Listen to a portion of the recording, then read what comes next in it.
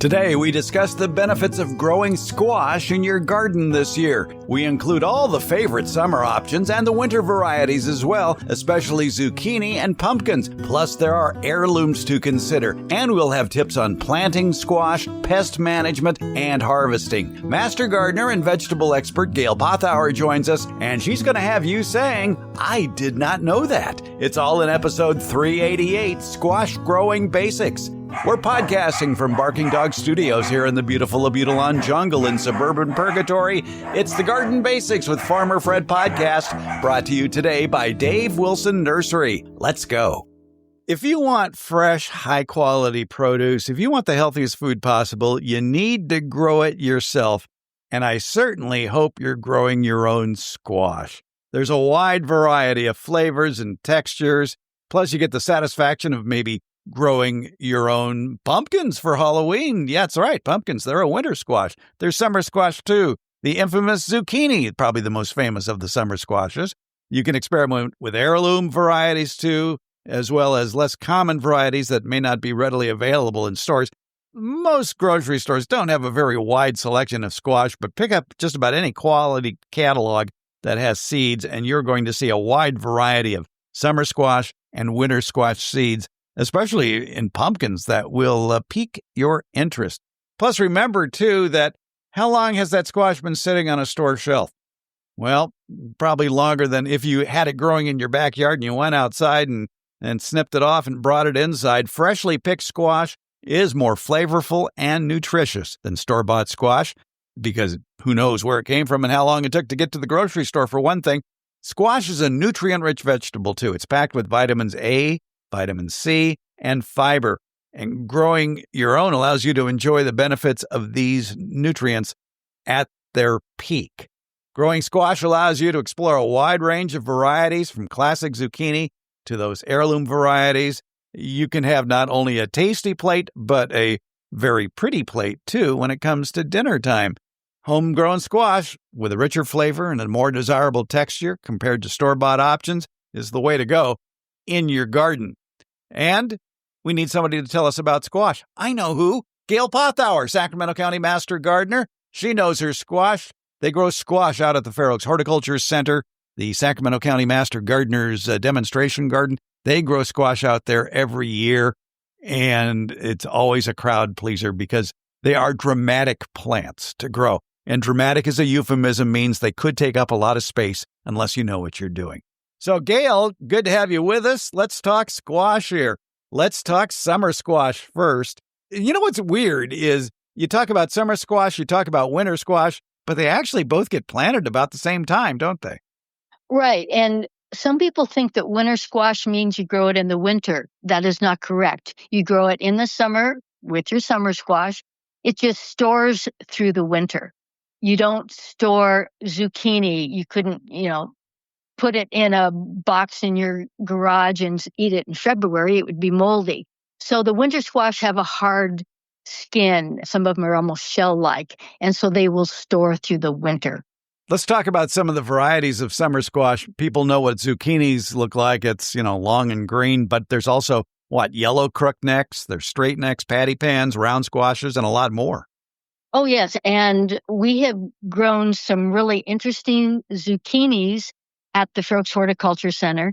The typical dark green, almost black, it's the more common one. That would be Ford Hook. There's a couple of varieties like that. And we grow that every year. It's an All-America selection from way back.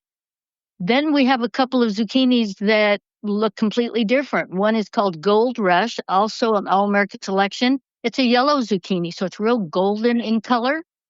One of my favorites is Bossa Nova. Another All-America selection. We're an All-America selection display garden. That's why we grow a lot of those winners.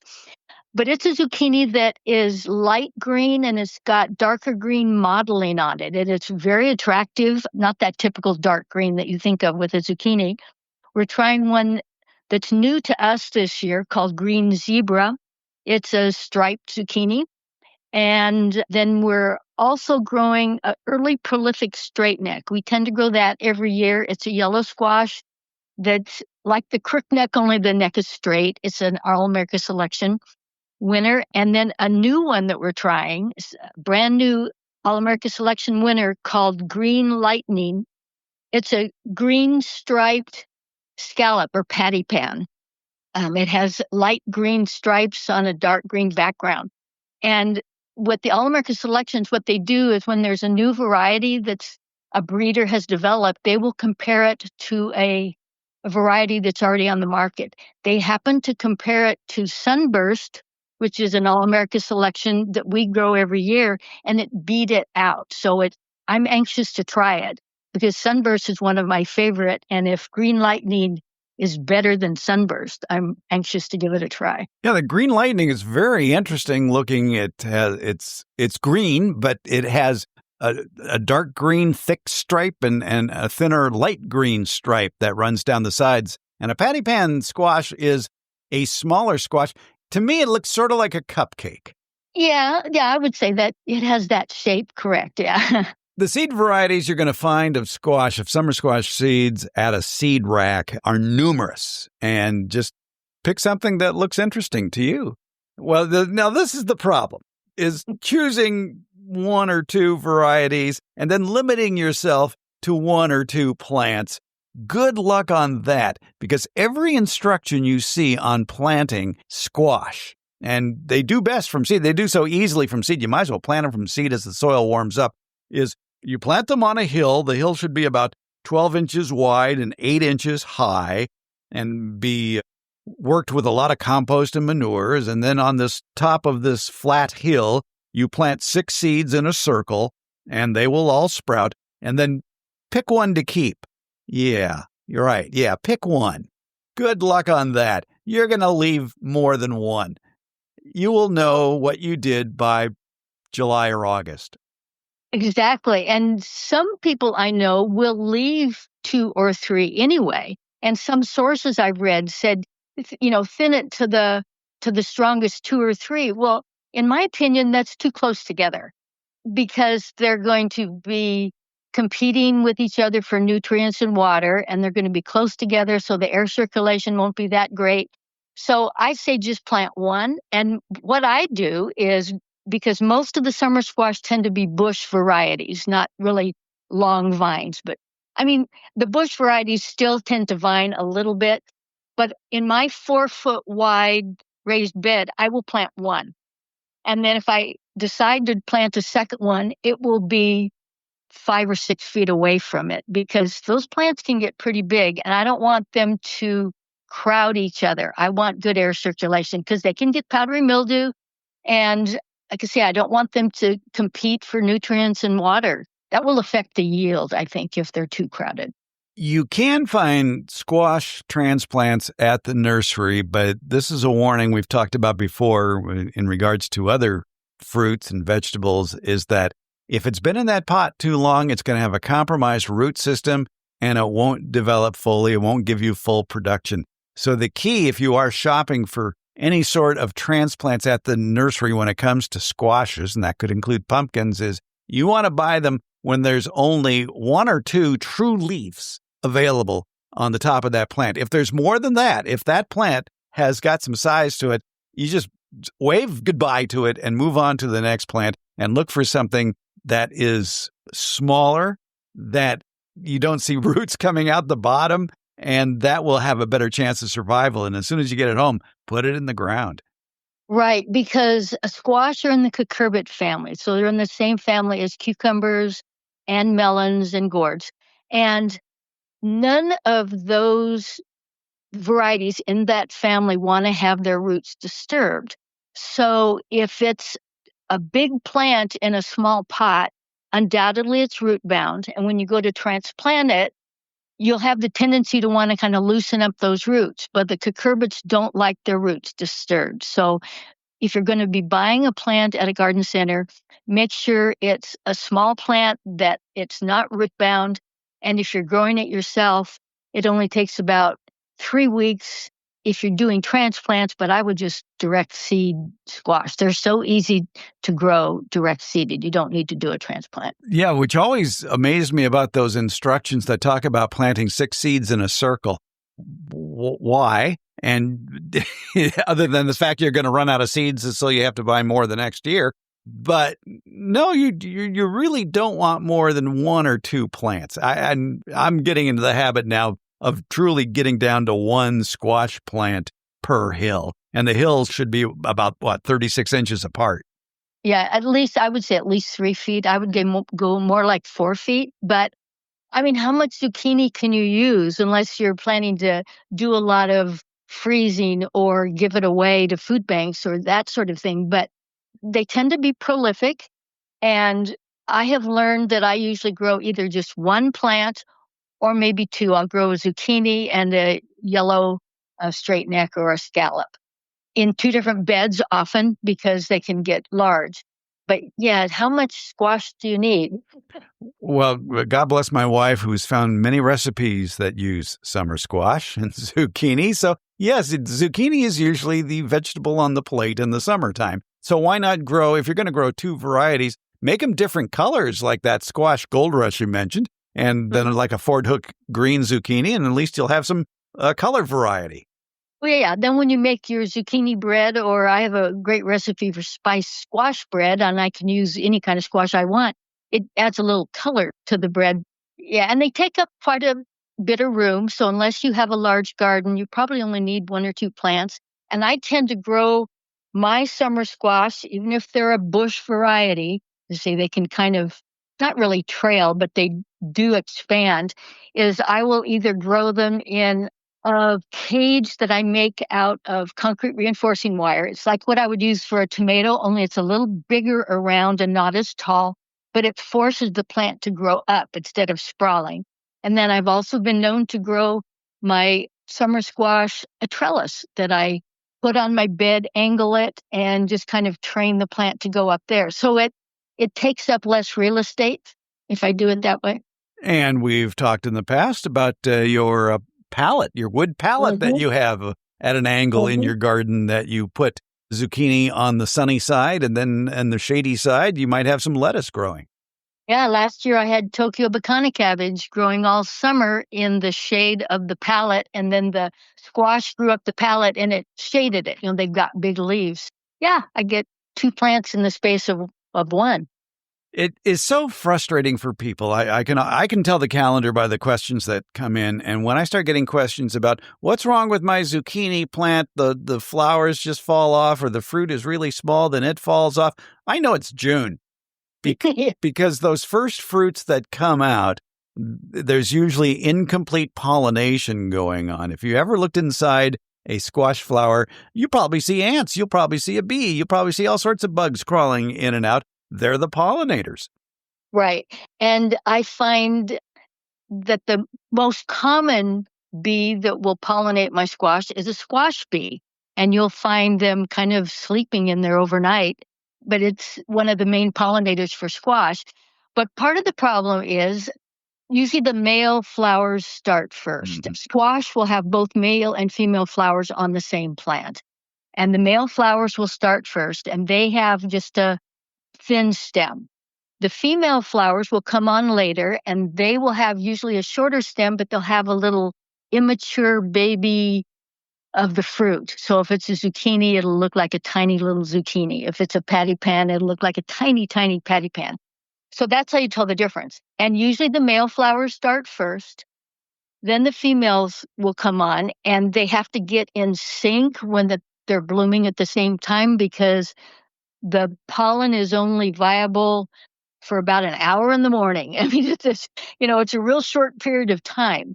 And so until those flowers are blooming at the same time and there are pollinators there to do the pollination, you won't get complete pollination. You won't get fruit. And also, I know that the heat can promote more male flowers.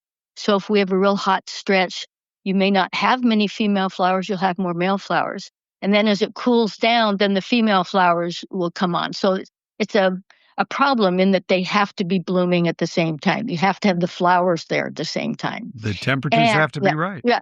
Oh, yeah. And if it's too hot, usually it's anything over 90 degrees, the pollen starts to go sterile. So even if you have pollinators and the female and male flowers are open at the same time, the bees and other pollinators could be transferring dead pollen because it's just gotten too hot. So yeah, the heat does a number on the development of the fruit, the pollination and fertilization of the fruit. And if you don't have complete pollination, either the little fruit will abort, just fall off. It kind of gets wrinkly and turns brown and falls off. Or it could be misshapen because every seed inside that fruit has to be fertilized. So it's not a one-time visit of a bee. It has to be lots of visits and lots of pollen grains that have to get down into there and fertilized to have every seed to be fertilized. And the more seeds that are fertilized, the bigger and more uniform the fruit. That's what I've learned because I've done a lot of research trying to figure out what is wrong with some of my squash or my cucumbers, the kind of the same thing. And it has to do with the number of pollen grains in the fertilization. Every seed has to be fertilized. And I did find out one year, I had a muskmelon, what we call cantaloupes, the netted melon, and it was real flat on one side, and all that netting that should have been around the whole fruit, on that flat side, it was smooth. And so, I think must be incomplete pollination. So when I cut it open, there weren't any seeds on that flat side. All the seeds were on the rounded side. So it did show me that, without the seeds being fertilized, it doesn't fully develop. The fruit doesn't develop correctly. Now, of course, you can take matters in your own hands, literally, by doing some hand pollination.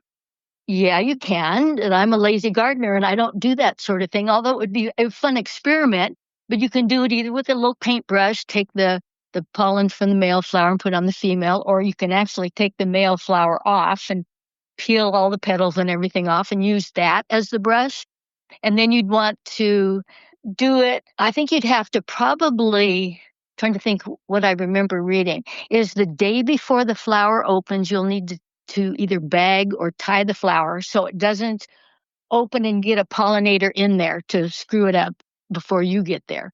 Then you open it up in the morning, you do the brushing with the pollen, and then you have to tie it back up or bag it so that no other pollinator gets in there. I tend to have plenty of squash, and so I don't have to do that. It seems like a lot of work, but that's one way you can do it if you're not getting complete pollination. If you don't have pollinators, grow things that attract the bees and the other pollinators. So flowering plants, let your herbs flower because that will attract pollinators. So some way you've got to get bees and other pollinators in your garden. Exactly. And maybe plant your squash in an area where you also have daisy-like flowers, like summertime flowers like zinnias around that's going to attract those pollinators and might wander on over. Right. In my garden and over at the Horticulture Center, we always plant African blue basil or wild magic basil, some of the bigger, not so much culinary basils, or you could do the culinary basils also, but we let them flower. So we have this 4-foot plant that's got beautiful purple flowers on it all summer. It attracts the bees and pollinators like crazy. So wherever we have melons or cucumbers or squash, we always try to put in at least one of those plants that will attract the pollinators. But there's a number of other flowering plants that you could intersperse in your garden that would attract bees. Oh, yeah, exactly. And they love the flat-faced daisy-like flowers as well as the tubular flowers. And, right. I've often heard it said, as far as people who like to hand pollinate, is that they'll just clip off a male flower from a zucchini and go over to the female flower that's open on a nice morning and just rub the male flower inside the female flower and magic happens. It sounds to me like then there could be incomplete pollination with that process. I would think so. And since the pollen is viable for a very short period of time, unless they've done it early in the morning, the pollen might not be viable. So it's hard to know. It would be a fun experiment to do, but I just haven't had the desire to do that yet. I seem to get enough squash without having to do it on my own. Yeah, if you're patient, it will come. And again, you will have more zucchini than you know what to do with, especially. Then that's why you You keep plenty of shopping bags around, and when the sun goes down, you tiptoe to your neighbor's front porch with a bag of That's right. zucchini. And I think isn't there a national leave the zucchini on your neighbor's doorstep day? I think there is. Yeah, probably in August. Yeah, there probably is. Yeah. But summer squash, that's the zucchinis, the yellow summer squashes, the patty pan squashes.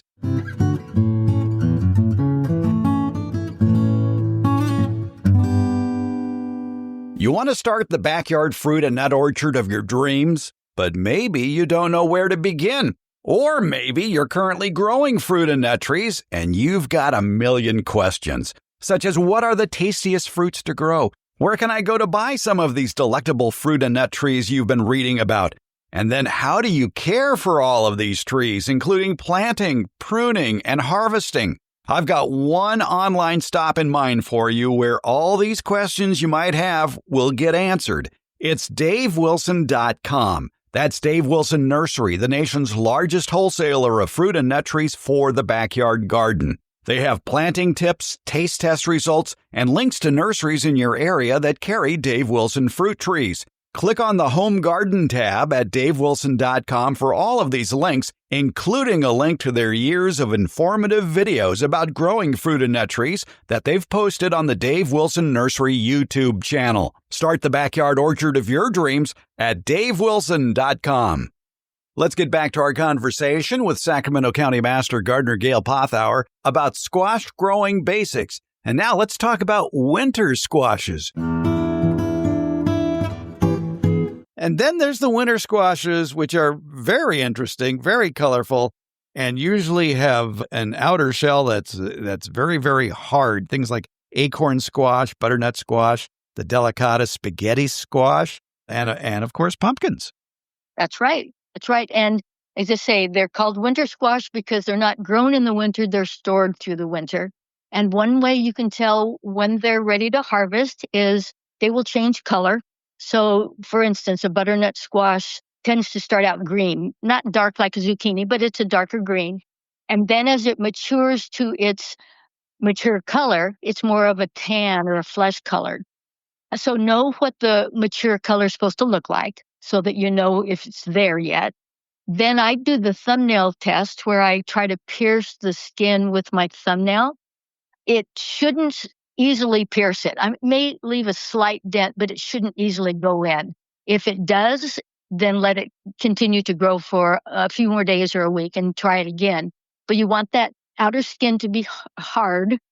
And then when you cut it, be sure you leave at least a couple inches on the stem. Oh, another thing, the stem will usually get woody or turn tan, so the stem changes color as well. Anyway, when you cut it, leave a couple inches of the stem and don't carry it by the stem. I cringe when I see people carrying pumpkins by the stem. That stem, if it breaks off, then that's an entrance place for mold. So you won't be able to store it through the winter. Then I like to wash the outside of it. If you're going to store it, you want to get all the bacteria off. It's been outside all summer. So I wash it and then I'll do a water bleach solution, 1 part bleach to 9 parts water. Or sometimes I even use the old, what we used during COVID, those antibacterial wipes. I've got a plethora of those, so I'll wipe those off. I want to get as much bacteria off as I can. Then you let them cure because they will be sweeter. Most varieties will be sweeter if they've had a chance to cure, because then the carbohydrates turn a little more sugary. So you put them in a dry place for a week or two, a couple weeks, and they should be a little sweeter. I think acorns are the only ones that you don't cure. They're ready to eat right away, I understand. But most of the other winter squash you'll want to cure them and then store them in a cool place. Most of them should last 3 months or so. Some will last longer, depending on the variety. Yeah, I've noticed some that are bragging about how well they store. There's one acorn winter squash called Night Shift that Johnny's has in their catalog, and they call it a high-yielding acorn squash that keeps its dark color and superior flavor in storage through the winter holidays and beyond. Ideal when a vining habit is preferred, or if you find bush-type acorns lacking in flavor Vigorous vine, by the way, that's a euphemism. Vigorous vine provide excellent cover and hold up well under disease pressure. That means it's going to sprawl, folks. Now these winter squashes, we should point out, they take a long time to ripen, 95 to 100 days or so.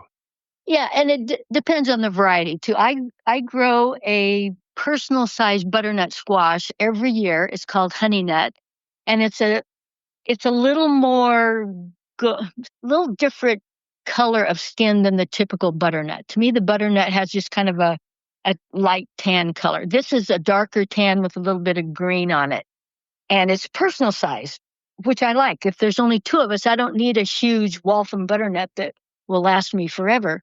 So I grow that every year. I grow it up a trellis because the fruit is small. And the problem with it is even after I cure it and get it all sanitized and everything, it really only lasts about 3 months. I still have some. Here it is April. I still have some in a cool part of my house, but they're getting soft and wrinkly. So they don't last as long as some of the other winter squash. 3 months to me is pretty good. Have you experimented with spaghetti squash? We have. In fact, have grown it at the Horticulture Center. We are growing a variety called Tivoli this year. It's an All-America Selection winner. And I've only grown it, I think, once in my own garden, which has been years ago, but we do Tivoli or some sort of spaghetti squash about every other year at the Hort Center. And we've had pretty good luck with it. Tivoli is a nice one. The spaghetti squashes tend to be a little smaller. They're not humongous, so they're manageable.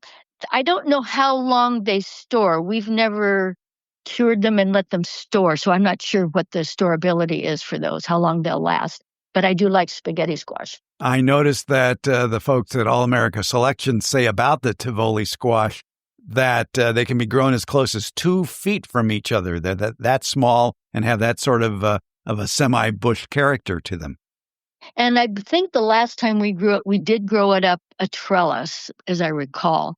So the fruit is small enough that you can grow it up a trellis. And actually, we always grow Waltham butternut, which is an old All-America Selection.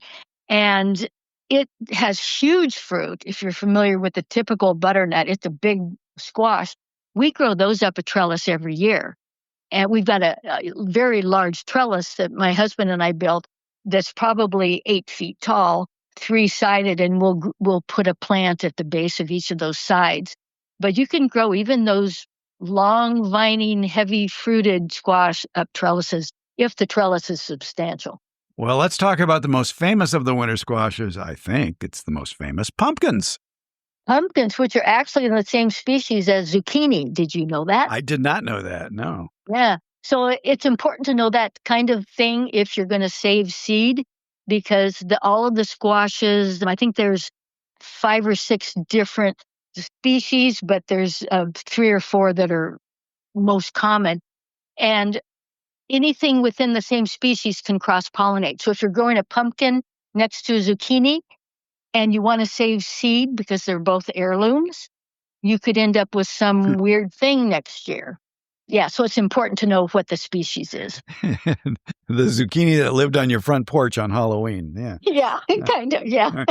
But there certainly are a lot of colorful and interesting looking pumpkins available. I especially like the white ones. I like the tiny ones like Jill B. Little or Jack B. Little that don't take up much space. But when you see the price of pumpkins at the nursery come October, you will say to yourself, I could have grown that for half the price.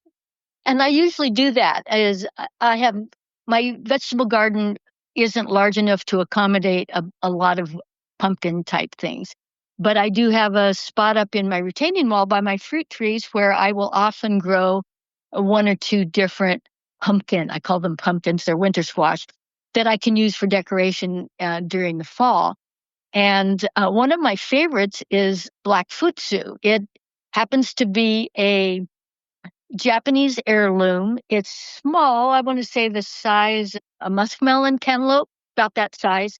It starts out almost black and then it turns kind of a tan colored with mottled gray and blue. So it's very decorative. It's really heavily ribbed. So it's small.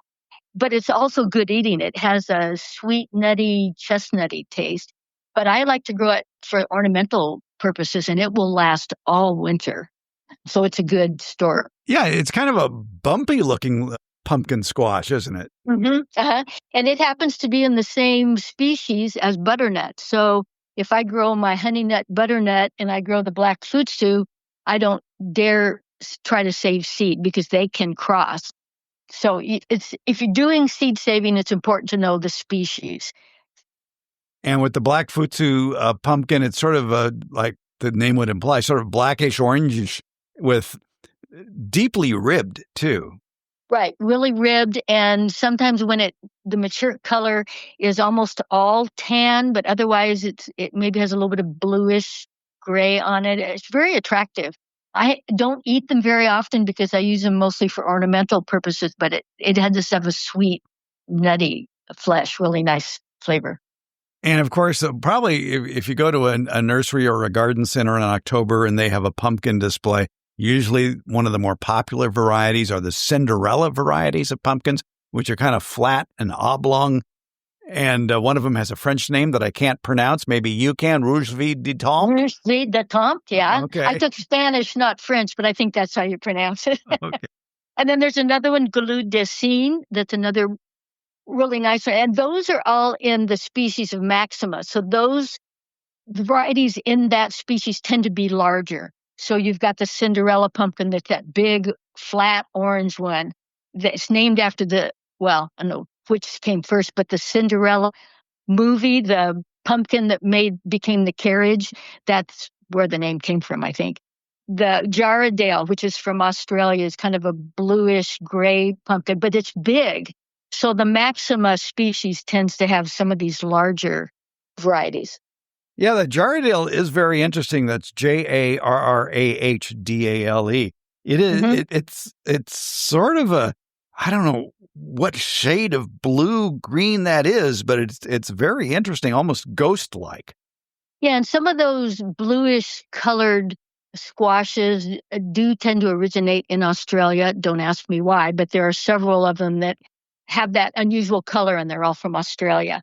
And we're also going to be growing one of our winter squash at the Hort Center this year is in that same Maxima species. It's a kabocha squash. It's called Sweet Jade. It's an All-American selection. So it's kind of personal size, little single serving, dark green, round, pumpkin-y looking thing, but it's a kabocha squash. So that's in the same species as the Jarrahdale and the Marina de Chioggia and a lot of these bigger squashes. Let's talk a little bit about the care for squash plants, be they summer squash or winter squash. I would think that most of your fertilizer is worked into the soil before you plant. Yes, that's ideal. Is you would like to have fertile, well-drained soil. So add your compost and amendments and fertilizers as you're preparing the bed. And we find that if you have prepared the bed adequately, there's enough nutrition. And if you've had a soil test, you know if you need something. Then we don't really need to fertilize much after that. Maybe we'll give it a drench when it starts flowering or if the vine starts to run with some diluted fish emulsion. Sometimes we'll put kelp in there, but it's a liquid. And so it's a soil drench rather than coming in later with dry fertilizer. We like to use the liquid fertilizer. For years and years and years, whenever I read anything about growing pumpkins, they always talked about work in steer manure or chicken manure into your bed before you plant. As long as it's well composted. Right. You don't want to go to the barnyard and get steer manure and throw it in your garden. We do use a chicken manure at the Hort Center. We use it in the orchard and in our grapes all through the whole horticulture center. It's a composted, pelleted chicken manure that's, I think it's 4-3-2, so it's low numbers, not high nitrogen. And I don't think you want to have really high nitrogen for squash because that will promote a lot of foliage, maybe at the expense of some of the flowers. So maybe back off on high nitrogen. I'm not sure I would put blood meal or something that's really high nitrogen in. So a low nitrogen fertilizer, add some compost, and then watch your plants. If they start looking like they have nutrient deficiencies, maybe add something. But also know that a lot of the squash plants have variegated or multicolored on their leaves. We've had people who would come and look at our zucchini plant and think something is wrong with it because it looks kind of, it's not mottled, it's got gray streaks in it. That's what the leaves look like. So know what your plant's supposed to look like. If it's kind of variegated, there's probably nothing wrong with it. So know what the leaves look like. But yes, I would stay away from high nitrogen. Squash pests, what are your favorites? Well, we always get aphids. I think all the cucurbits tend to get aphids toward the middle of summer. We used to have squash bugs, and I'm trying to think which squash plants they were on because some of them seem to be a little resistant, but we haven't had squash bugs in a number of years, knock on wood. I don't know why. But when we did have squash bugs, we learned what the eggs look like, what the nymphs look like, and what the adults. And we would go out there on our work days and do insect check. And if we found eggs, we'd squash them. If we found the nymphs, we'd squash them as well. The adults can fly, so it's a little harder to catch them.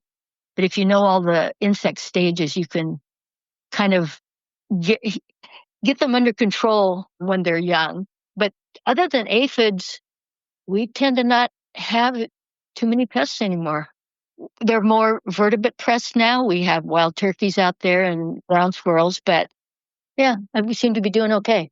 Yeah, even though the town of Fair Oaks is famous for their free-range chickens, there are no free-range chickens at the Fair Oaks Horticulture Center. Occasionally there are. We've had people drop them off. We drop them off, and there was one year where we had quite a bit of damage by some free-range chickens, but now it's the turkeys. Yeah. Yeah. All right. Anything we left out on squash we need to mention? Don't think so. Probably my favorite zucchini is Ortolana de Fienza. It's a light green. I get it from Renee's seeds, and it's excellent. I grow that every year. My favorite yellow straight neck was Butterbelly, and I don't think anybody's carrying it anymore. And I think that's kind of a problem if you're like varieties that are hybrids, because eventually the breeders will decide to go on to something else, and Butterbelly was a hybrid, and so I can't find it anymore. But the Sunburst Patty Pan's great. I just really like summer squash. Yeah, the Ortolana de Faenza from Renee's garden and she has a way with words. She describes it as an Italian heirloom that yields nicely shaped light green fruits you'll find meltingly tender, custardy, and delicious, never watery or mushy, early bearing vines with marbled leaves. Yeah, see, that's the marble. That was the word I couldn't think of, marbled. So a lot of the zucchinis do have marbled leaves. So know what the leaves are supposed to look like so that you know you don't have a disease. Because some of the diseases that we don't get so many insects out there, but we do get some viruses. We'll get the watermelon mosaic virus on our summer squash periodically out at the Hort Center, which I think those might be transmitted by aphids. I'm trying to think, but transmitted by insects. And that is a different look. The leaves actually are mottled looking, and the fruit will have color breaking. So if you have a yellow crookneck squash that's all yellow, well, if it has the watermelon mosaic virus, it's yellow and green and all mottled and actually kind of pretty, but it has all this color breaking. So that's one way you can tell you have that. And we get that semi-regularly at the Hort Center. And what do you do for it? Well, we always take it out to the state lab to confirm. And now we don't even take it out anymore because we get it so often and we know what it looks like. There is no management for those viruses. So the best management is take the plant out. And it usually happens later in the season. And just so you know, apparently the fruit is still edible. The state lab confirmed that there are no viruses in plants that will hurt us. If you can get around that weird look of the squash, it's perfectly edible. So yeah, it's just the color. Can the virus overwinter in the soil? I don't know the answer to that. Since it's transmitted by insect, I don't know. That sounds like a research project. Don't know. It sounds like crop rotation would be in order. Yeah, or ask Debbie Flower next time she's on the show. There you go. All right. By the way, when planting squash, you really do want to wait for the warmer months, even here in USDA Zone 9. And they may say, oh, yeah, you can plant in April. I would say wait for May and June for planting squash. Yeah, any of the cucurbits, I would say avoid planting them too early because they're just going to get stunted. Or if you direct seed them, the seeds could rot before they come up. So May is always the earliest that I would plant any of those. Yeah, and we have such a long growing season, you could certainly plant in June as well. Summer squash, winter squash. Try it. You'll like it, really. Gail Pothour, Sacramento County Master Gardener. We squashed them today. Thank you. You're welcome, Fred.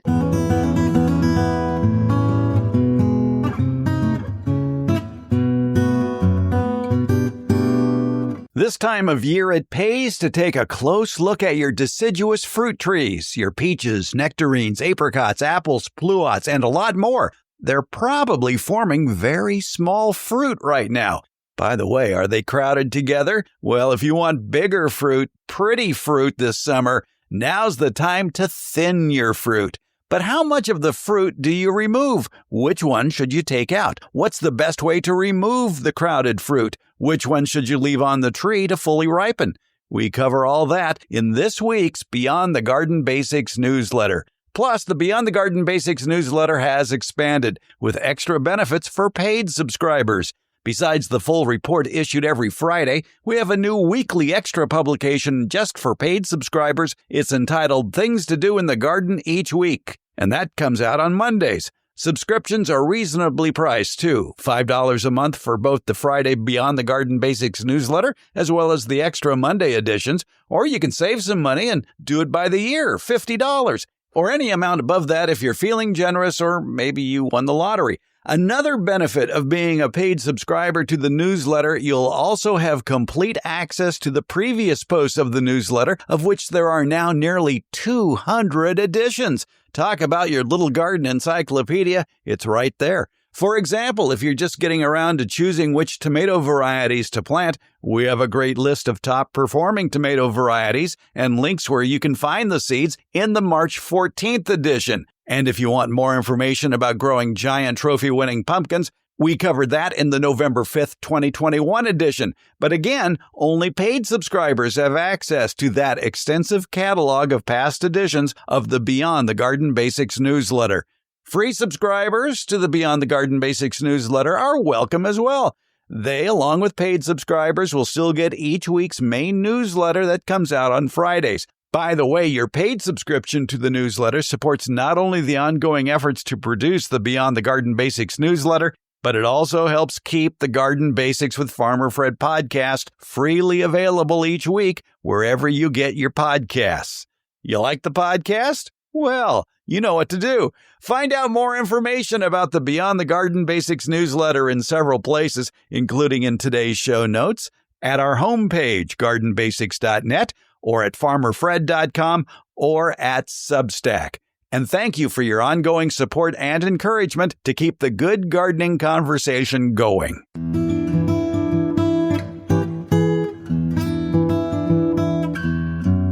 Garden Basics with Farmer Fred comes out every Friday, and it's brought to you by Dave Wilson Nursery. Garden Basics is available wherever podcasts are handed out. For more information about the podcast, as well as an accurate transcript of the podcast, visit our website, gardenbasics.net.